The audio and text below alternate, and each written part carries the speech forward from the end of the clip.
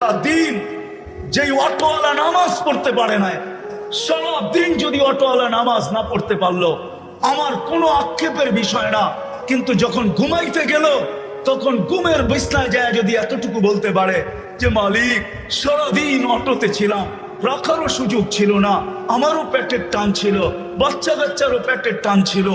আয় মালিক সারাদিন অটোতে কাটায় দিছি, তোর ডাকে সাড়া দিতে পারি নাই, এখন ঘুমাইতে চলছি, ঘুমু তো মউত, জানি না সকালে তুমি উঠাবে কি উঠাবে না, যদি না উঠাও তো মালিক এই মুহূর্তে আমি তওবা করে ঘুমাইতে চাই, সারাদিন তোর ডাকে আমি সাড়া দিতে পারি নাই, এখন কিন্তু আমি তওবা করে ঘুমাইলাম। যদি ঘুমায় গেল তো কোরআন আমাকে বলে ইন্নাল্লাহা ইউহিব্বুত তাওয়াবিন, ওই ব্যক্তির তওবা আল্লাহর কাছে গ্রহণযোগ্য হবে। ইয়া কওমি ইস্তাগফিরু রাব্বাকুম ইন্নাহু কানা গাফফারা, তার তওবা কবুল হবে, শুধু কবুল হবে না, সে আল্লাহর প্রিয় পাত্রদের অন্তর্ভুক্ত হবে, ওই লিস্টিতে তার নামও হবে। যদি আজকে বাইকওয়ালা সিএনজিওয়ালা সারাদিন নামাজ পড়তে পারলো না, আমার কাছে কোনো আফসোসের বিষয় নাই, যদি ঘুমানোর সময়ও যদি একটু তওবা করে ঘুমাইতো। কিন্তু কয়জন আছে এই মজলিসে, কয়জন যুবক পাওয়া যাবে সারা দিন আল্লাহর ডাকে সাড়া দিতে পারে নাই, আল্লাহ ডাকছে তারপরও আসে নাই,